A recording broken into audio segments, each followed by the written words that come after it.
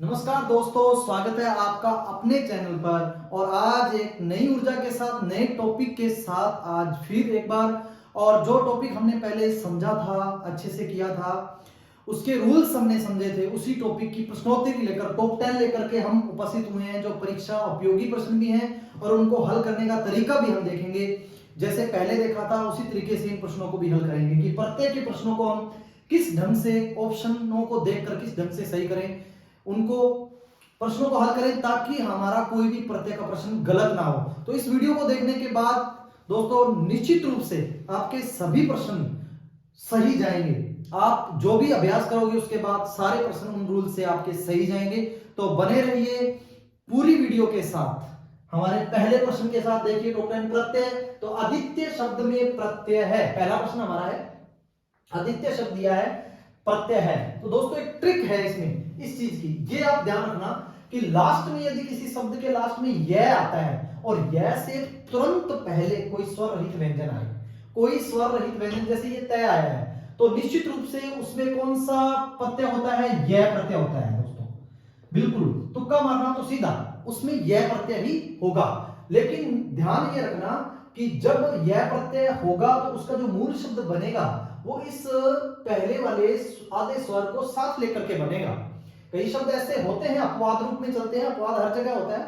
तो अब इसको साथ लेकर के जो मूल शब्द बनेगा तो उसके निश्चित रूप से उसमें यह प्रत्यय ही रहेगा। फिर भी हम इसमें चेक करते हैं, आदित्य में यदि हमने ए प्रत्यय निकाला तो प्रत्यय पीछे, तो आदित्य में यदि हमने ए प्रत्यय निकाला तो ये रहेगा, ये ए प्रत्यय निकाला तो ये वाला मूल शब्द रहेगा। मूल शब्द प्रत्यय की क्या कंडीशन है? प्रत्यय निकालते समय जब निकालेंगे तो उसका जो मूल शब्द है वो सार्थक होना चाहिए, उसका कोई अर्थ होना चाहिए किसी प्रकार से, बिल्कुल शुद्ध और सार्थक शब्द वो हमारा निकलना चाहिए। तो यहां देखिए, ना तो ये सार्थक है ना ही इसका उसका अर्थ है। हाँ, अकेला आदित्य का मतलब सूर्य होता है, लेकिन ये हलंत लगा दिया, मतलब ये शब्द क्या हो गया? अशुद्ध हो गया। तो अ प्रत्यय इसमें तो अ प्रत्यय नहीं। तो शब्द में प्रत्यय कौन सा है? तो आदित्य में अ तो नहीं है, इसका मतलब ये ऑप्शन गलत हो गया। आगे चलते हैं, अय अय निकाला, तो अय निकालेंगे तो आदित्य अय है ना, तो ये रह जाएगा, ये अ कहां से आया? ये अ तो आ ही नहीं सकता, अ निकलेगा तो ये तय रह गया इसमें, आदित्य अय। तो ये भी मूल शब्द गलत है, प्रत्यय भी इसमें गलत, यानी ये भी नहीं है। अब दो रह गए, दो में से चुनाव करना आसान हो जाता है चारों की अपेक्षा। तो यहां पर देखिए, आदित्य में आपको यह बताया था, तो यह निकालेंगे तो मूल शब्द क्या बनेगा? अदिति, यह संधि होगी इसमें, यह संधि है ना। अदिति प्लस अदिति का मतलब सूर्य होता है, सूर्य का प्रकाश होता है, तो यह निकलेगा, ये सही है। और तय भी नहीं निकल सकता, आदित्य तय निकालेंगे तो आदि प्लस तय निकलेगा। तो तय प्रत्यय निकालते, तय में वैसे प्रत्यय होता भी नहीं है, और तय प्रत्यय अगर निकालेंगे भी तो आदि बचता है, और आदि का मतलब यहाँ पर क्या है? अंत। लेकिन यहाँ पे सूर्य के अर्थ में अंत शब्द नहीं आता है, यानी जो टुकड़े करोगे तो उसका अर्थ भी वही आना चाहिए, इस बात का आपको ध्यान रखना है। अगला प्रश्न है, किस शब्द में ईन प्रत्यय लगा है? तो बड़ी मात्रा वाला ईन प्रत्यय। तो देखते हैं चेक करके, पहला शब्द ग्रामीण, तो मूल शब्द क्या निकलेगा इसमें? ग्राम प्लस यहाँ पे ई की बड़ी मात्रा निकला, और यहाँ पे अण है। आप ये कह सकते हो कि यहाँ पे अण है, लेकिन ये छोटा ये न, ये न। लेकिन दोस्तों जो व्यंजन संधि हम पढ़ते हैं उसमें एक रूल लगता है कि अण का संधि करते समय क्या हो जाता है? न हो जाता है। तो यहाँ पे ईन है, अभी आगे चेक करते हैं। उसके बाद में यहाँ जमीन, जमीन में अगर हमने करा तो इसमें जम ईन निकला, बड़ी ई निकलेगी तो यहाँ पे आधा रह जाएगा ना। तो जम नाम का मूल शब्द कुछ होता ही नहीं है, इसका मतलब ये ऑप्शन गलत। नेक्स्ट, ये भी जह आधा ई निकाला, इसका मतलब ये ऑप्शन भी गलत। इसके बाद में ये मैं हलंत वाला, तो ये ऑप्शन भी गलत। अगर ई निकलेगा तो इसमें प्रत्यय तो निकाल दोगे, लेकिन मूल शब्द अशुद्ध बचा, तो इसका मतलब प्रत्यय निकाला हुआ भी आपका गलत है। इसका मतलब ग्राम मूल शब्द सही है, इन प्रत्यय निकला है, तो ये ऑप्शन सही। नेक्स्ट क्वेश्चन, किस शब्द में उपसर्ग व प्रत्यय का प्रयोग, दोनों का प्रयोग हुआ है? ये देखते हैं किस शब्द में दोनों का प्रयोग हुआ है। तो देखते हैं दोस्तों, आग्नेय, आग्नेय में देखो, अग्नि अय, अय प्रत्यय इसमें अय प्रत्यय निकालने से अग्नि मूल शब्द शुद्ध बचा, लेकिन अय प्रत्यय निकल रहा है इसमें। पूछा मतलब कहने का मतलब इसमें एकमात्र प्रत्यय है, उपसर्ग तो है ही नहीं। अगर उपसर्ग आप इसमें आ निकालते हो, आ या ए निकालते हो, ए तो होता ही नहीं है, आ होता है, तो आ निकालते हो तो गण्य निकलता है, तो ये भी मूल शब्द गलत है। इसका मतलब ओनली इसमें प्रत्यय है। आगे देखो, ये हमने पढ़ा है मामा प्लस एरा होता है, तो प्रत्यय तो है, मूल शब्द भी सही निकल रहा है, लेकिन उपसर्ग नहीं मिला हमें, तो ये भी गलत हो गया, ये भी गलत हो गया। दो में से चुनाव करना है तो कर लेते हैं। ये देखो, ये वाला षटकोण वाला श यानी मूर्धन्य वाला श है, तो ये किस में बदलेगा, दंते वाले स में बदल गया निस, उसके बाद में कस, उसके बाद में इत। तो मूल शब्द भी है, इत प्रत्यय भी है, निस। इसका मतलब ये ऑप्शन सही हो सकता है। आगे देखते हैं, बेलन, तो बेल अन प्रत्यय निकल गया ना, यहां पे भी स्कास, ये भी सही है। इत, तो बेल और अन, ठीक है। इसमें ध्यान रखना संधि नहीं होती, प्रत्यय में कभी भी संधि नहीं होती। संधि होगी तो ये ए निकला है तो ये आधा रह जाता, अब ये आधा नहीं है, पूरा है, तो इसका मतलब इसमें संधि नहीं होती। अब देखो इसमें, ठीक है, आप ना लगा दो, क्रिया रूप बन गया ना बेलना, तो ये शुद्ध शब्द क्या है, शुद्ध है। आगे देखो, किस शब्द में, इसका उत्तर ये होगा दोस्तों, निष्कासित। किस शब्द में कार प्रत्यय नहीं लगा है, नहीं पूछा है कार प्रत्यय, तो देख लेते हैं। दस्तकार, तो यहां पे दस्तकार, तो कार प्रत्यय अगर इसमें निकालेंगे तो इसमें दस्तकारी, दस्त अपने आप में, मतलब दस्तकार क्या होता है, कोई वस्तुएं बनाने वाला, जैसे कोई भी चीज है उसको बनाता है, उसको दस्तकार बोलते हैं, वस्तुओं को विनिर्माण करने वाला। तो यहाँ दस्त शब्द सही है उसके लिए। उसके बाद में पेश, पेश मूल शब्द भी सही है, कार निकालेंगे तो पेश भी बिल्कुल मूल शब्द सही है। उसके बाद में इसमें कार निकाला तो यहां बचा सलाह, ये भी सही है, सलाह भी बिल्कुल सही है। इसमें कार निकालेंगे तो यहां बचता है नीरा, नीरा नहीं होता, हमेशा निर होता है, आकार। इसका मतलब यहां पे क्या है, आकार निकल रहा है, मूल शब्द, मूल शब्द क्या निकल रहा है, आकार निकल रहा है, नीरा। इसका मतलब ये वाला गलत हो गया, ठीक है। यानी कार प्रत्यय किसमें नहीं है, निराकार में नहीं है, निराकार में आकार मूल शब्द है, मतलब इसमें प्रत्यय है ही नहीं, इसमें सिर्फ उपसर्ग है, ठीक है। तो ये चीज निर प्लस आकार ऐसे निकलेगा। तो ये आइए अगले प्रश्न की ओर, किस शब्द में ईयल प्रत्यय नहीं है, तो यहां पर पूछा है उसने ईयल प्रत्यय नहीं है। प्रश्न को ध्यानपूर्वक पढ़ना जरूरी है दोस्तों, वरना प्रश्न आते हुए भी आपका गलत हो सकता है। तो ईयल प्रत्यय नहीं है पूछा है, तो चेक करते हैं हम एक एक ऑप्शन को। मरियल पहला है, क्या है, मरियल, पांचवा, ठीक है, मरियल। अब इसमें मर ईयल, छोटी ई है ना, छोटी ई की मात्रा है तो ईयल निकाला, तो इसमें मर कैसे पता चलेगा कि ये शुद्ध है, ये क्रिया रूप है, मर के पीछे ना जोड़ दो आप, मरना क्रिया रूप बन रहा है, इसका मतलब मर शब्द भी सही है, जो मूल शब्द निकला वो बिल्कुल सही है, इसका मतलब प्रत्यय भी बिल्कुल सही, ये तो सही है, लेकिन प्रश्न के हिसाब से नहीं, वैसे ये शब्द सही है, हमने नहीं पूछा है, ठीक है। उसके बाद में देखिए अड़ियल, क्या है, अड़ियल, ठीक। अब अड़ियल में अड़ धन ईयल, छोटा है, ईयल प्रत्यय तो सही निकल गया। अब अड़ के पीछे ना लगा दो तो अड़ना, अड़ना एक क्रिया रूप बन रहा है ना, इसका मतलब ये अड़ भी धातु सही है और ईयल प्रत्यय भी सही है। आगे देखो सड़, यहां पे ईयल प्रत्यय निकालेंगे तो पीछे रह गया सड़, और सड़ के पीछे ना लगाते ये बन गया सड़ना, तो इसका मतलब ये भी क्रिया रूप सही है, तो ईयल प्रत्यय ये भी सही है। उसके बाद में आगे देखिए, अगर ईयल प्रत्यय इसमें से निकाला हमने, यहां पर रहेगा नार, और नार के पीछे ना लगाते नारना बन जाएगा, तो नारना नाम से कोई क्रिया रूप होता नहीं है। तो ऐसे पता चलता है दोस्तों कि कौन सा प्रत्यय सही लगा है, गलत लगा है शब्द में, इस प्रकार से तोड़ के करो। तो नारना गलत है, इसका मतलब ईयर प्रत्यय इसमें लगा हुआ गलत है, तो ऑप्शन हमारा ये वाला सही हो जाएगा। अगला देखिए, अगला प्रश्न है, किस विकल्प में कृत या कृदंत प्रत्यय है, तो प्रत्यय के दो प्रकार हमने पढ़े थे ना, कृदंत प्रत्यय और तद्धित प्रत्यय। तो कृदंत और कृत प्रत्यय हमने क्या पढ़ा था, क्रिया, जो क्रिया के पीछे प्रत्यय लगते हैं, यानी क्रिया या धातु, क्रिया का जो मूल रूप होता है धातु, उसके पीछे जो प्रत्यय लगते हैं वो कृदंत प्रत्यय होते हैं। अब हमें ये देखना है प्रत्यय हटाने के बाद जो मूल शब्द बचेगा वो हमारे पास क्या होना चाहिए, क्रिया रूप होना चाहिए। तो देखते हैं वही कृदंत होगा, अगर क्रिया के अलावा कुछ होगा तो वो तद्धित में जाएगा। तद्धित में क्या क्या होता है, एक तो शब्द होता है संज्ञा, एक शब्द होता है सर्वनाम और एक होता है विशेषण। इनमें से यदि कोई मूल शब्द का आएगा तो वो तदित प्रत्यय में जाएगा, क्रिया रूप आएगा कि दंत प्रत्यय। तो हमें क्रिया रूप ही ढूंढना है। अब देखिए दोस्तों, यहां पर आइए, ग्रामीण, ग्रामीण में मूल शब्द रहेगा ग्राम और यहां पे प्रत्यय आएगा ईन, है ना। अब ग्राम जो शब्द है, हम प्रत्यय की बात ही नहीं कर रहे यहां पर, यहां कृत प्रत्यय कृदंत प्रत्यय देखना है। तो मूल शब्द देखो आप क्या है, ग्राम शब्द क्या है, एक संज्ञा है।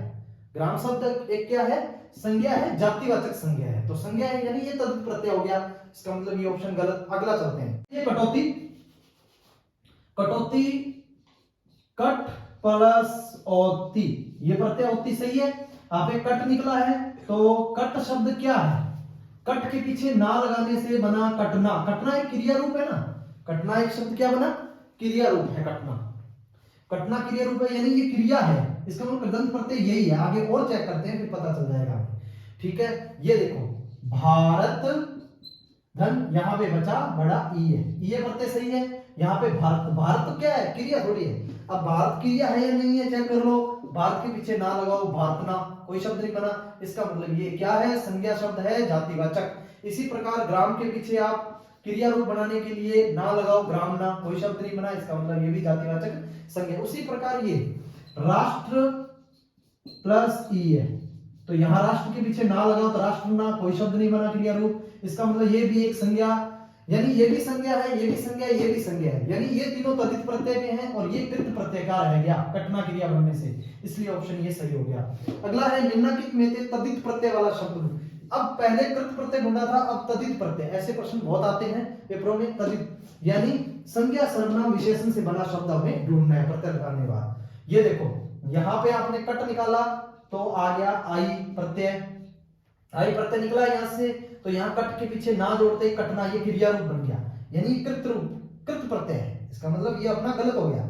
उसके बाद ये देखो सील धन आई, आई प्रत्यय, देखो प्रत्यय निकालने के बाद प्रत्यय में कभी संधि नहीं होती, इसलिए आ निकालने के बाद ये स्वर रहित नहीं हुआ। इसको स्वर रहित नहीं करना दोस्तों, संधि में स्वर रहित होता है, तो इसको स्वर सहित ही रहने देना है। तो सील के पीछे हमने ना लगाया तो सीलना बन गया ना, तो सीलना भी एक क्या है, क्रिया रूप है। इसका मतलब ये भी कृत प्रत्यय है। आगे देखिए लड़, लड़ प्लस आई, प्रत्यय निकाल दिया सही है, तो लड़ना, लड़ के पीछे ना लगाते लड़ना, ये भी क्रिया रूप बन गया। इसका मतलब ये भी कृत प्रत्यय है, तो ये भी ऑप्शन गलत हो गया हमारा। पूछ वो तद्धित रहा है, ये भी गलत है। आगे देखो यहां पे बचा बुर प्लस आई, बुर शब्द नहीं होगा, बुरा होगा मूल शब्द। तो बुरा क्या है, बुरा एक क्या है, बुरा, बुराना, ना लगाते बुराना हो गया। बुराना कोई क्रिया रूप नहीं होता, कोई भी शब्द क्रिया रूप नहीं है। तो बुरा शब्द क्या है, भाववाचक संज्ञा है, और संज्ञा शब्द किसमें आते हैं, तद्धित प्रत्यय में। ऑप्शन डी नंबर सही। नेक्स्ट बुलावा शब्द में प्रत्यय है, बुलावा में प्रत्यय कौन सा है, अब चेक करते हैं हम इसमें। देखिए बुलावा में प्रत्यय हमने निकाला आवा, बुलावा में हम प्रत्यय निकाल सकते हैं, बुला निकालेंगे तो वाह, और बुलावा में हम प्रत्यय निकालें कौन सा,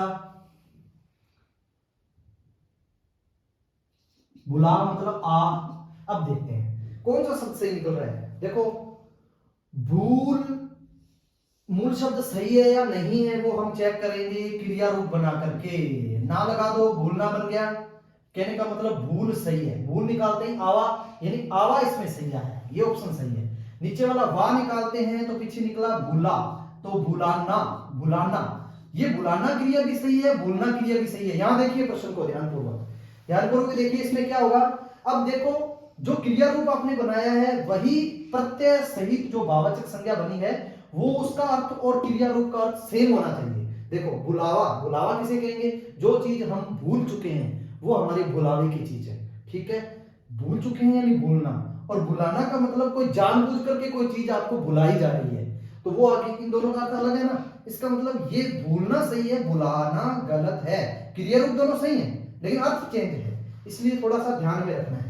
ठीक है, तो वाह भी गलत हो गया। आ निकालेंगे तो आ निकालते ये बुलाव बन जाएगा, तो बुलावना, बुलाव से बुलावना, तो वो भी गलत हो गया। लावा निकालेंगे तो भू बच जाएगा, भूना, ना लगाते भूना, तो ये भी क्लियर गलत हो जाएगा। इसका मतलब आवा प्रत्यय सी में है। बढ़ते हैं अगले क्वेश्चन की ओर। भाववाचक तद्धित प्रत्यय से बना शब्द है, ये पूछ रहा है भाववाचक तद्धित प्रत्यय से। ये देखो दोस्तों, तद्धित प्रत्यय के 6 भेद हमने पढ़े थे ना, उनमें से एक भेद का इसने प्रश्न किया है। तो भाववाचक तद्धित प्रत्यय पूछ रहा है। तद्धित का मतलब पहले वो संज्ञा, सर्वनाम या विशेषण में से शब्द होना चाहिए और उनसे बना शब्द वो भाववाचक होना चाहिए। ये चीज हमें देखनी है। चलो हम देखते हैं। धनवान, ये शब्द है धनवान।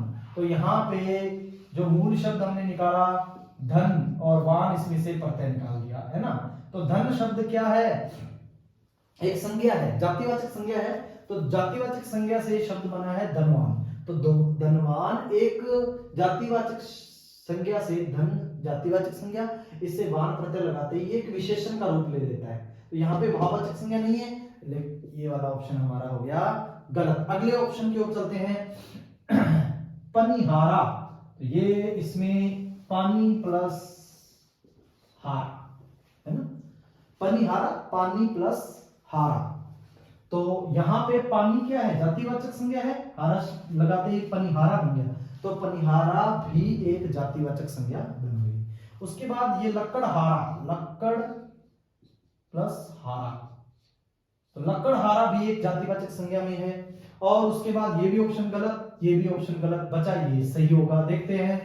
लाल एक विशेषण है, इमा प्रत्यय लगाकर बनाया लालिमा।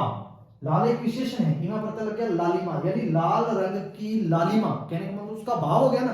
तो ये शब्द क्या है? भाव है, भाव। तो भाव है इसलिए भाववाचक हो गया। और तद्धित प्रत्यय किस लिए हो गया? क्योंकि ये विशेषण से बना हुआ है, इसलिए ये तद्धित प्रत्यय हो गया। तो हो गया भाववाचक तद्धित।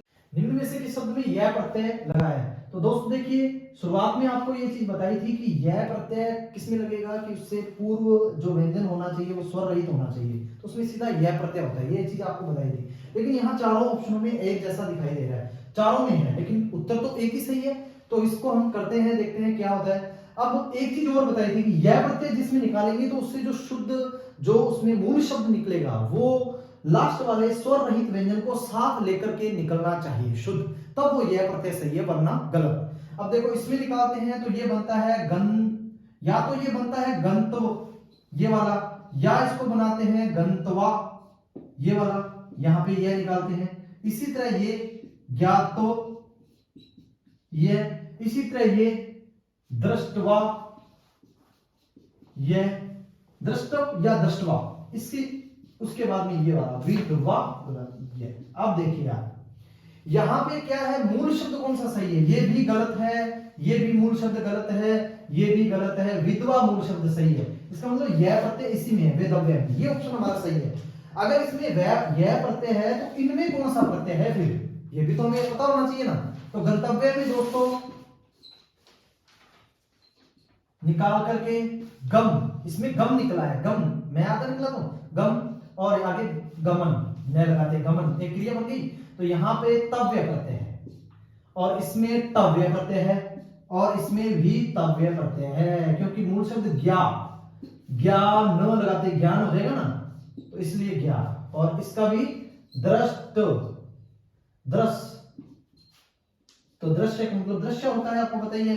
तव्य या तव्य प्रत्यय हो सकता है इनमें, तव्य और तव्य प्रत्यय भी होता है दोनों में, और इसमें यह प्रत्यय है। ठीक है दोस्तों, आज के लिए इतना ही, और नए टॉपिक के साथ, नए प्रश्नोत्तरी के साथ फिर से हम उपस्थित होंगे। उम्मीद करता हूं ये भी प्रश्नोत्तरी आपको अच्छे से समझ में आई होगी, और इसी तरह आप अभ्यास करते रहिए, और ज्यादा से ज्यादा जो है विषय वस्तु को गहराई से पढ़ने की कोशिश कीजिए। एक्स्ट्रा चीजों को छोड़ दीजिए, ज्यादा किताबें मत पढ़िए, सिर्फ शॉर्ट एंड स्वीट मैटर तैयार कीजिए, और अपने सेल्फ हैंड राइटिंग से अपने शॉर्ट नोट्स बनाइए, उनके द्वारा अध्ययन कीजिए। 10 किताबें मत पढ़िए, एक किताब को 10 बार पढ़िए, सफलता आपके कदम चूमेगी निश्चित रूप से। दोस्तों, कम पढ़ो लेकिन अच्छा पढ़ो, और निरंतर पढ़ो, ये जरूरी है। तो ठीक है, आज के लिए इतना ही। नमस्कार, और मिलते हैं अगली वीडियो के साथ अगले दिन। तब तक के लिए आपका दिन शुभ रहे।